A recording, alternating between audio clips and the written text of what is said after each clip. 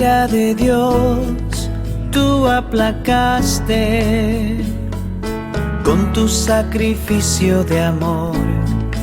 Hasta el final la copa tomaste, cargando así mi maldad. Jesús, Jesús. Hermanos, muy buenas tardes. Los saludo a cada uno de ustedes en el nombre de nuestro Señor Jesucristo. Una vez más, le doy gracias a Dios, a nuestro Dios, por permitirnos en alguna manera llegar a sus hogares por medio de por medio del internet o redes sociales.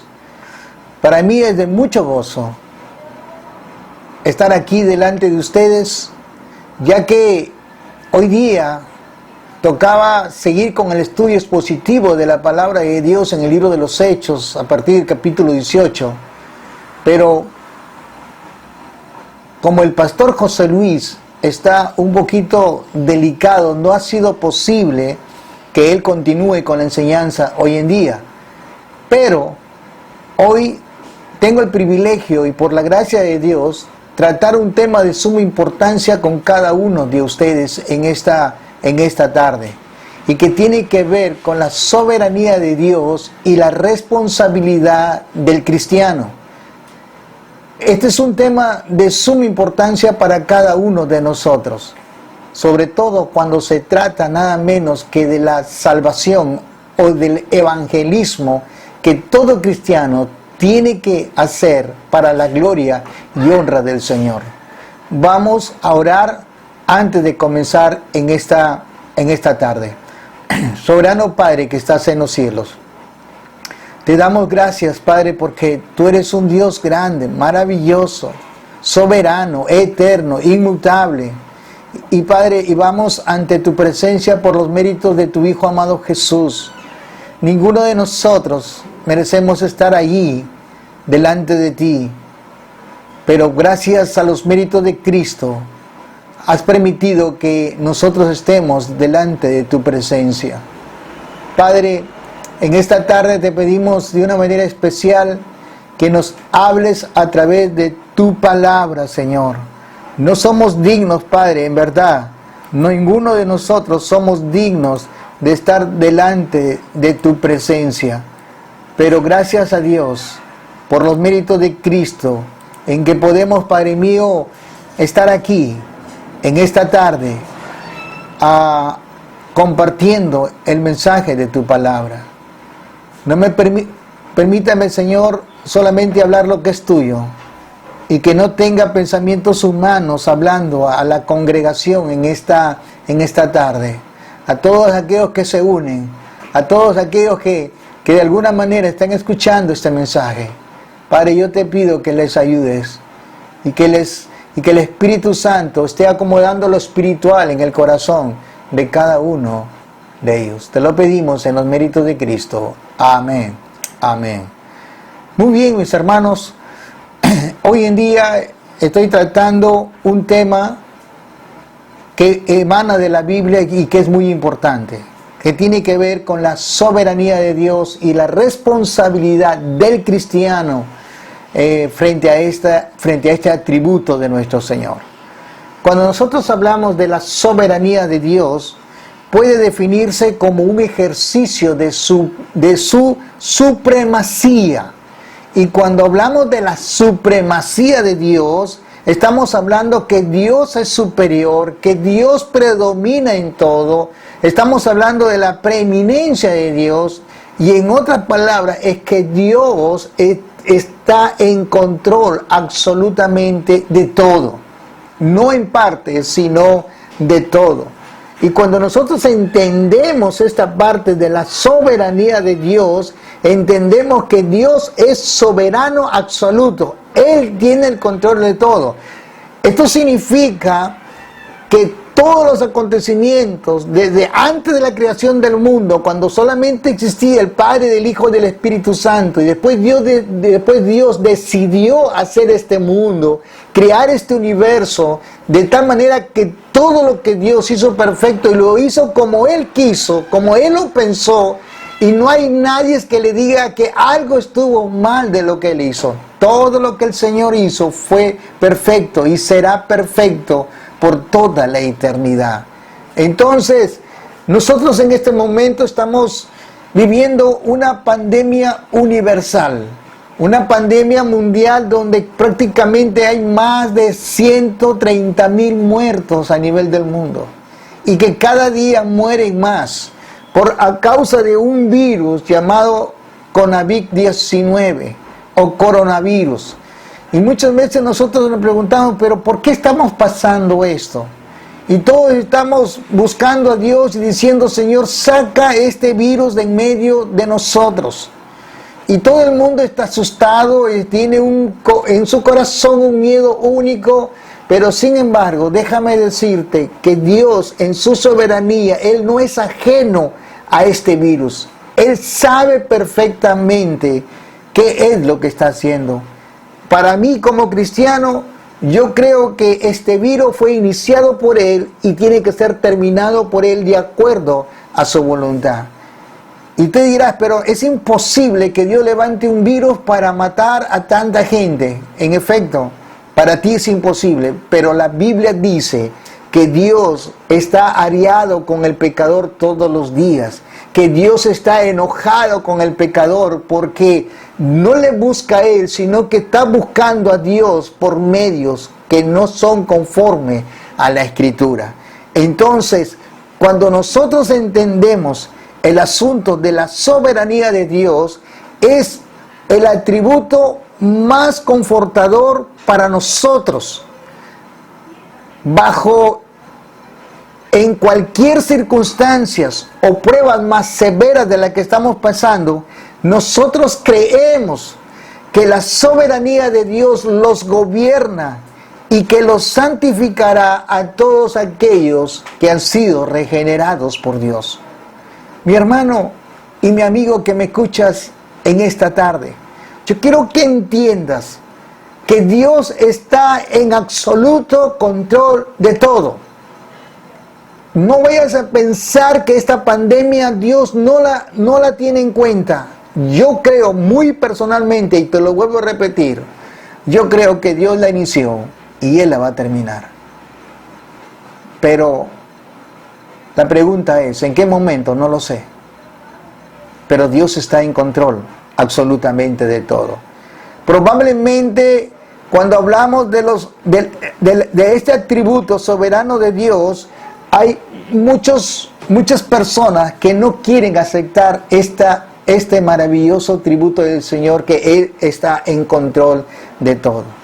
Tuve la oportunidad de conversar quizás con muchos pastores, y cuando hablábamos sobre este atributo de Dios, que es su soberanía, pastores me dijeron, Luis, trata de no tocar ese tema porque es un tema que hay que tratarlo con muchísimo cuidado.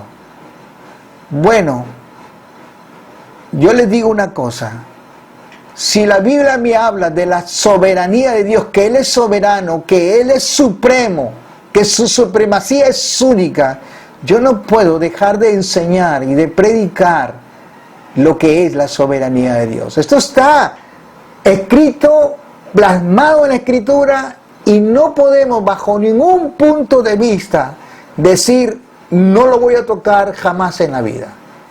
Déjame decirte que si nosotros no conocemos a Dios por sus atributos, tú estás mal. Si tú eres un cristiano que ya tienes tiempo en la iglesia y no conoces los atributos de Dios, lo más seguro que Dios no está ni en tu corazón, porque no lo conoces. Cuando tú conozcas perfectamente todos los atributos de Dios y sepas quién es Dios y que puedas confiar en este Dios que es tan grande y tan maravilloso, entonces puedo decirte que tú sí le conoces. A través de la Escritura es el único medio de poder conocer a Dios. Por lo cual Es necesario que nosotros, los que un día estábamos muertos en nuestros delitos y pecados, ahora nosotros podemos ver la grandeza de Dios. Sin Cristo yo no entendía nada de esto. Sin Cristo yo no podía comprender de lo grande que es el Señor y de lo soberano que es el Señor. Yo no entendía nada. Pero cuando Él cambió nuestra vida, porque en mi estado natural, quiero que entiendas, yo no entendía nada. Y para mí todas las cosas que me hablaban de Cristo eran locura. Pero cuando Él cambió el corazón, cuando Él cambió nuestra mente, ahora veo que son una gran maravilla. A mí me da gozo y alegría saber que tenemos a un Dios totalmente soberano. Ese es nuestro gozo. Eso debe darnos fortaleza. Y por lo tanto nosotros como cristianos, el momento que hemos sido llamados por Dios, hemos sido llamados con propósito. Dios no nos ha llamado simplemente a calentar bancas. Dios no nos ha llamado simplemente a que estemos sentados escuchando palabras, sino que escuchemos y hagamos y practicamos y comencemos nosotros a obedecer sus estatutos, sus mandamientos, sus preceptos y todo lo que Dios nos ha dejado es lo que tenemos que nosotros obedecer. Y en el libro de Mateo, capítulo 28, ustedes recuerdan, casi al final de los evangelios, el Señor Jesús dice, y predicar el evangelio a toda criatura. Una de las responsabilidades del cristiano es predicar el evangelio. Recuerden que Él es nuestro Dios, nosotros somos siervos. Y como siervos nosotros tenemos que obedecer a aquel que dio su vida por nosotros. Cuando nos estábamos dirigiendo al infierno, Él nos sacó y nos dio una vida para su gloria. El deseo más grande de cualquier siervo es llevar fruto a su amo. Y que su amo que se sienta satisfecho por el fruto que estamos haciendo. Dios tenga gracia para cada uno de nosotros y que nosotros podamos ver este atributo de Dios como el atributo más grande para el cristiano. En primer lugar, quiero decirte y hacer una pregunta. ¿Qué enseña la Biblia acerca de la soberanía de Dios? En el libro de Efesios, capítulo 1, versículos de 4 a 6, la Biblia dice, según nos escogió en Él antes de la fundación del mundo, para que fuésemos santos y sin mancha delante de Él, en amor habiéndonos predestinados para ser adoptados hijos suyos por medio de Jesucristo, según el puro afecto de su voluntad, para alabanza de la gloria de su gracia, la cual nos hizo aceptos en el amado. Ustedes pueden entender, dice la palabra, en amor habiéndonos predestinado para ser adoptados hijos suyos. Eso tiene que ver que Él es soberano. Si Él nos ha escogido, está bajo su gracia, bajo su soberanía. Yo no decidí buscar de Dios. Jamás he decidido buscar de Dios. Él me buscó a mí y Él te buscó a ti. Si tú eres una persona que vives conforme a la Escritura, que vives conforme a todo lo que Él ha dejado escrito en su palabra, déjame decirte que Él te escogió a ti.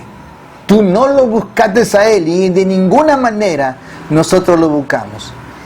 La soberanía de Dios es básicamente el uso de su poder sobre su creación. Significa que Dios tiene suprema autoridad sobre todas las cosas y que está completo control en cada tiempo, en cada momento, en cada situación, incluyendo nuestra salvación. Dios está en control perfecto. Y para eso quiero tratar un punto A. Dios conoce de antemano a aquellos a quienes escoge dar el regalo de la salvación. Este es un tema muy interesante. Dios conoce de antemano a aquellos a quienes escoge dar el regalo de la salvación. Y tú dirás, pero ¿cómo es esto? Bueno, quiero decirte una cosa en primer lugar. Si Cristo no hubiera venido y no hubiera muerto en la cruz, cada ser humano del mundo, todo ser humano del mundo, no merecía el cielo, sino el infierno por toda su eternidad. Es decir, no había, sin Cristo, no había una oportunidad de entrar a su gloria. Todos estamos condenados por causa del pecado de nuestros primeros padres, que nosotros heredamos y que toda descendencia humana prácticamente está bajo condenación. Y por lo cual, si Cristo no hubiera muerto, si Cristo no hubiera ido a la cruz, no hubiera habido ningún redimido allá en el cielo. Pero yo quiero que entiendas algo muy importante. Cristo vino, murió, ¿y qué pasa? Él escogió, conforme a su gracia, conforme a su soberanía, Él escogió a unos para la salvación. Mira lo que dice Jeremías 1:5. Antes que te formase en el vientre te conocí, y antes que naciese te santifiqué, te di por profeta a las naciones. Jeremías 1:5. ¿Qué está diciendo el Señor? Aun cuando Jeremías no había sido ni concebido, ni había sido formado en el vientre, dice el Señor, te conocí. Hermano, tú puedes entender esto, que cada uno de nosotros fuimos conocidos por el Señor antes de la fundación del mundo. Si tú no entiendes esto, yo la verdad que yo no sé cómo estás estudiando la Escritura, yo no sé cómo estás estudiando la palabra, sinceramente, pero si tú no entiendes esto, tú tienes en verdad bastante falta de conocimiento de quién es Dios. Y dice la Biblia, antes que te formase en el vientre, te conocí. Antes de la creación del mundo, Dios ya tenía y conocía a Jeremías y sabía quién era.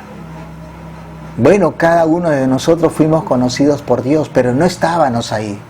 Jeremías no estaba ahí, pero Dios en su preconocimiento, en su omnisciencia, Él conocía todo. Y como Él es soberano y tiene el control de todo, Él sabía absolutamente todo. Mira lo que dice el apóstol Pedro en el capítulo 1, versículo 1 y 2.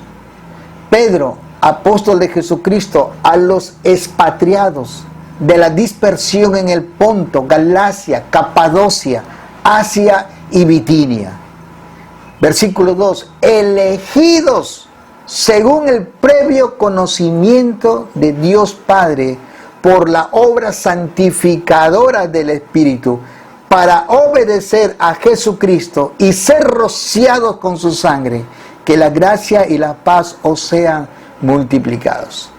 Ahora yo quiero que entienda, dice elegidos, escogidos por Dios, según el previo conocimiento de Dios. Dios te escogió desde antes de la fundación del mundo, tú no estabas ahí, ni siquiera estabas ahí en ese momento. Solamente existía el Padre, el Hijo y el Espíritu Santo, y nada más. Pero en la mente divina, en la mente de Dios, Él te conocía. Ahora, en el versículo 20 de la primera de Pedro dice, porque Él estaba preparado desde antes de la fundación del mundo, pero se manifestó en los tiempos postreros por amor a vosotros. ¿De qué está hablando el apóstol Pedro?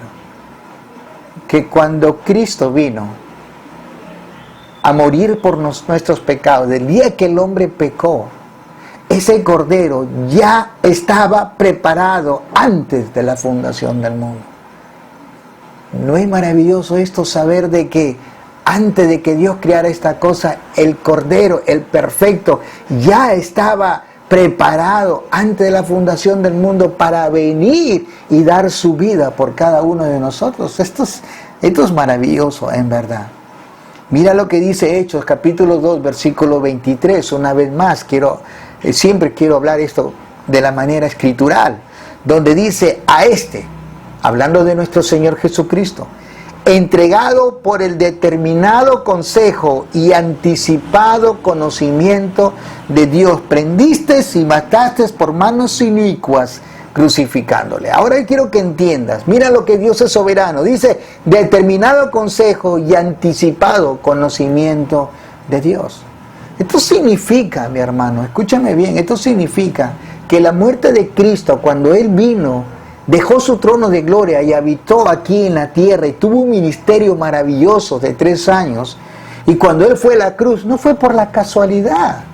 No vayas a pensar que Cristo fue a la cruz porque los hombres quisieron matarlo porque hablaba la verdad. No, ya todo estaba hecho, ya todo estaba planificado, ya todo estaba preparado, como dice el apóstol Pedro, desde antes de la fundación del mundo. Eso significa que Dios no se le está escapando nada. El día que Cristo fue a la cruz, no fue porque en ese momento, ¿qué te digo?, sucedieron las cosas. No, las cosas sucedieron antes. Las cosas ya estaban planificadas antes. De eso se trata. Las cosas estaban planificadas antes, pero que tuvieron que suceder en el tiempo futuro. Ahora, mira lo que dice Romanos capítulo 8, versículo 29. Porque los que antes conoció, también, dice, los predestinó para que fuésemos hechos conforme a la imagen de su Hijo, para que Él sea el primogénito entre muchos hermanos. Y los que predestinó, a estos también llamó. Y a los que llamó, a estos también justificó. Y a los que justificó, a estos también glorificó. Quizás esto sea muy duro para muchas iglesias, para muchos pastores. Hay muchos pastores que no creen en la predestinación de nuestro Señor. No creen. La palabra pre es algo que es antes, que Dios ha determinado antes que tú vengas. Él ya te predestinó. Pero si muchos de nosotros no creemos en eso, la verdad yo no sé en lo que estás creyendo.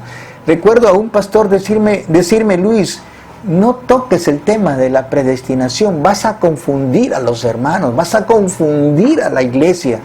Hermano, si el tema de la predestinación fuera solamente un versículo en toda la Biblia, uno nada más, yo no lo tocaría.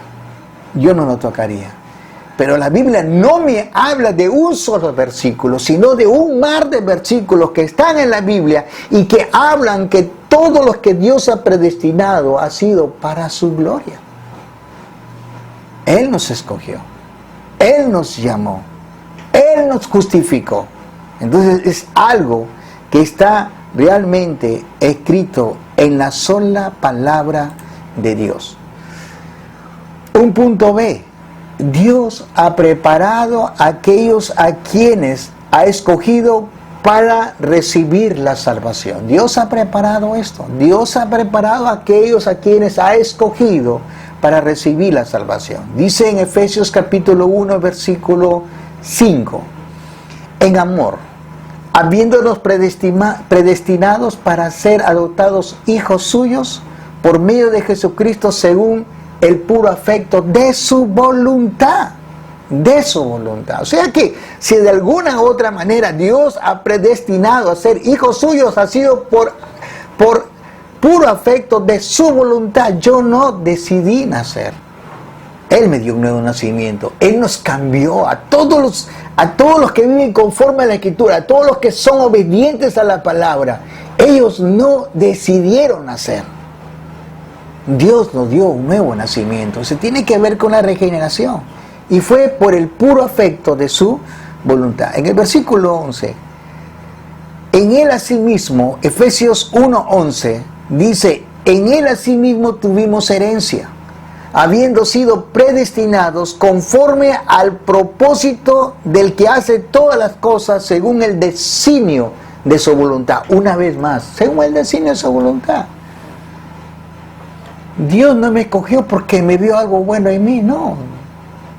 Dios no me escogió porque de alguna manera vio características buenas en mí. Dios no vio nada bueno en nosotros. Dios vio a un Luis con trapos sucios y asquerosos. Dios vio a un Luis como un gusano en la tierra. ¿Me entiendes esto? Pero Él le plació en su pura voluntad, en el designio de su voluntad, escoger a su pueblo y a sus hijos. Hay un punto C que quiero tratar. Dios llama soberanamente a los pecadores al abrir sus corazones a través de la regeneración para que crean en el Evangelio. Si hay un momento en la historia que Dios cambió nuestra vida, fue por Él.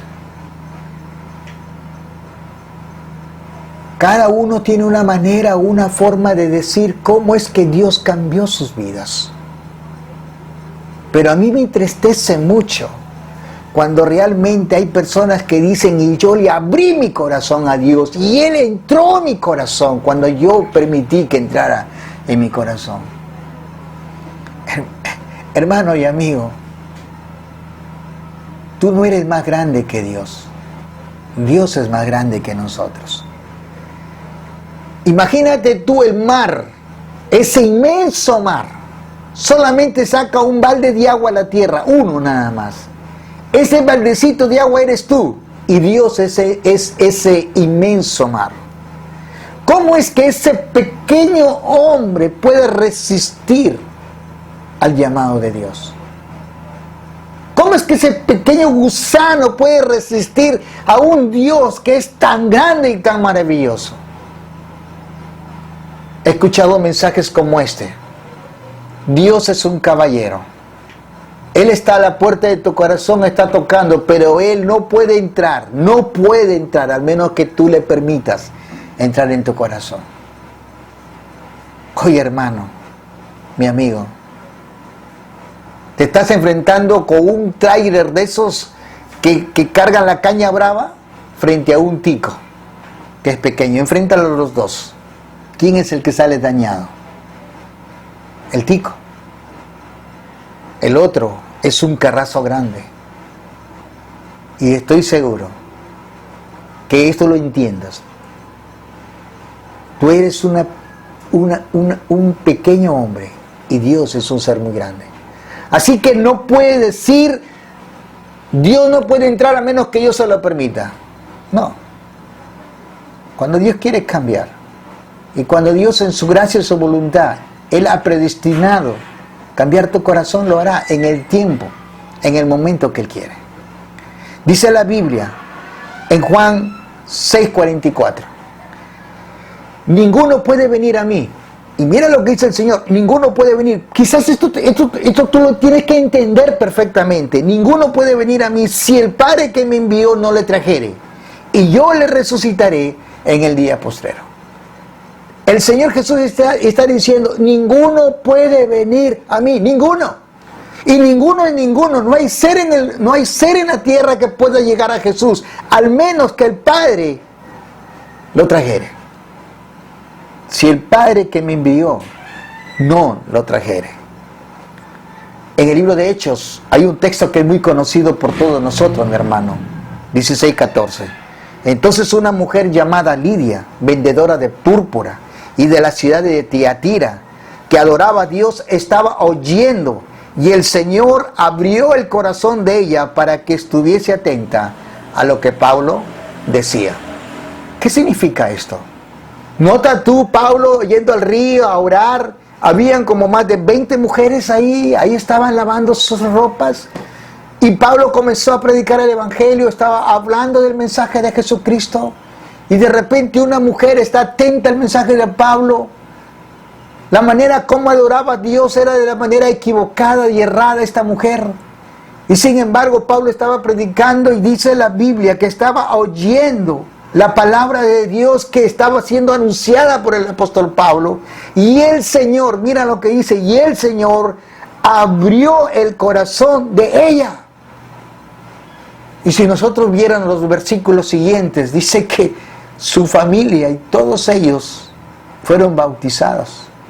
Ella le creyó el mensaje que Pablo estaba predicando de la persona de nuestro Señor Jesucristo. Dios le cambió la vida. Dios cambió su corazón. ¿Puedes entender esto? Ahora, déjame decirte que como cristianos, nosotros tenemos una gran responsabilidad sobre predicar el Evangelio. Y esto tiene que ver con un segundo punto: implicaciones para el evangelismo a la luz de la soberanía de Dios. Cuán importante es predicar el Evangelio, pero pensando que Dios es soberano. Hermano, cada uno hemos sido llamados con propósito, y el propósito es llevar el Evangelio de nuestro Señor Jesucristo a toda criatura. Muchos han creído y creen que cierto grupo de personas, como que les llaman los reformadores o el calvinismo, no predican el Evangelio. Han atacado la reforma diciendo los reformadores creen, como ya están predestinados, ya no predican el Evangelio porque soberanamente Dios va a salvar a los que Él quiere y de la forma que Él quiere, y que no es necesario predicar el Evangelio. Hermanos, eso no es así. La Biblia habla del mandato de ir y predicar el Evangelio. Y tenemos que predicarlo. ¿Por qué? Porque los que Dios va a salvar va a ser por la locura del Evangelio. Tenemos necesariamente que predicar la palabra de Dios. Un primer punto aquí es la soberanía de Dios. Nos enseña a confiar plenamente en su poder para llevar el Evangelio a los pecadores. La soberanía de Dios nos enseña a confiar plenamente en su poder. Es decir, Dios es el Salvador y no nosotros. Cuando nosotros vamos a llevar el Evangelio, vamos a llevar la palabra de Dios, cuando estamos llevando la palabra de Dios a las personas que no conocen el Evangelio, Él es el Salvador, de Él es la salvación y no de nosotros. Todo orgullo debería ser eliminado. Nosotros no podemos producir cambios o resultados en la vida de las personas. No podemos, mis hermanos. Ese es un asunto totalmente divino. Como dice en el libro de Jonás, la salvación viene de Jehová. El segundo punto que quiero tratar es que la soberanía de Dios nos recuerda que no deberíamos tener miedo al evangelizar. Porque Él es soberano, Él tiene el control de todo.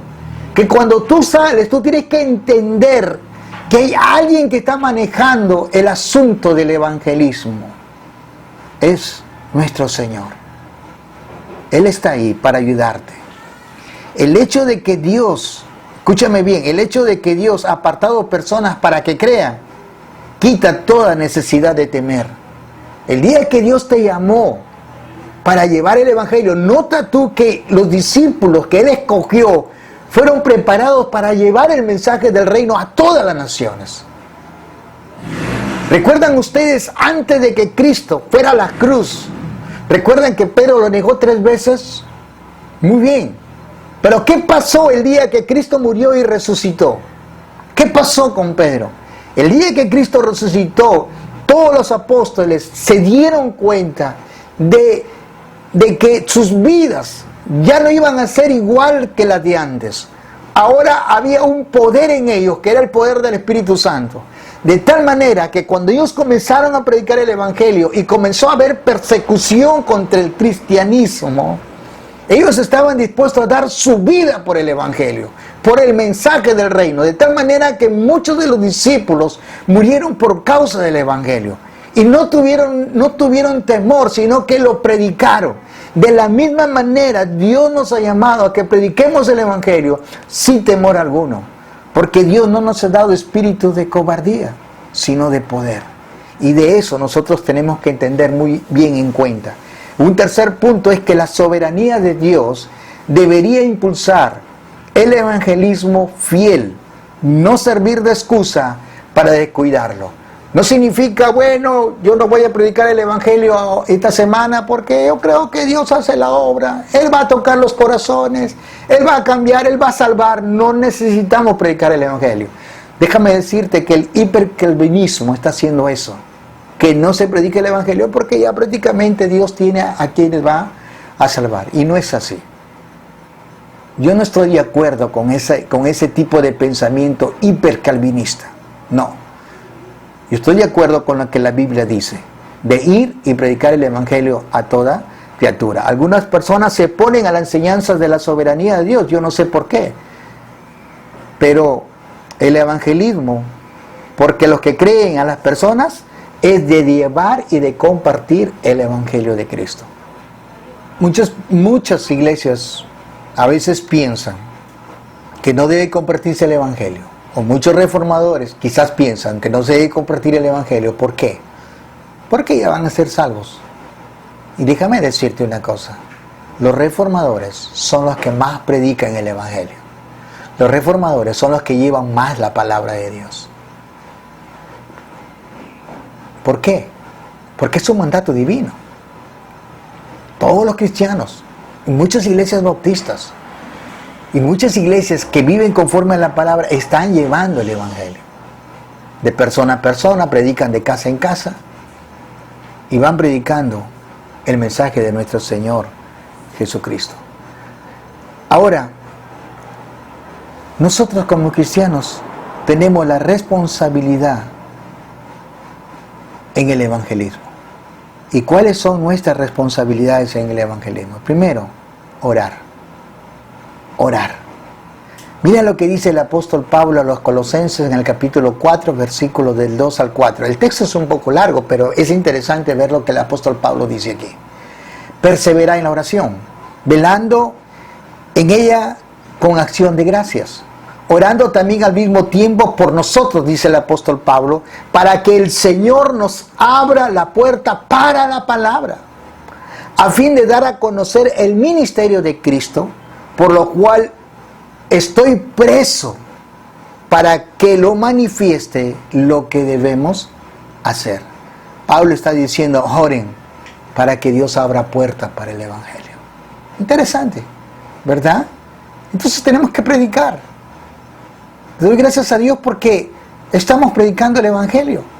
Que pase esta pandemia y lo vamos a seguir haciendo, hacer campañas evangelísticas, seguir predicando de persona a persona. Un pueblo que se prepara para evangelizar. Estamos ahí.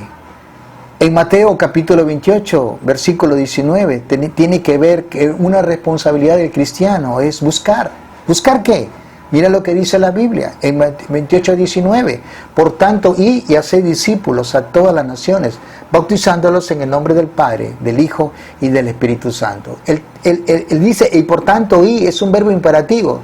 A los cristianos, a los que han sido regenerados, a los llamados, a los que Dios cambió nuestro corazón, les dice, por tanto, es un verbo imperativo, es un mandato de Dios. Dios no te está diciendo a los cristianos, si quieres predica, si no quieres predicar, no lo hagas. No, Dios está dando un mandato, una orden.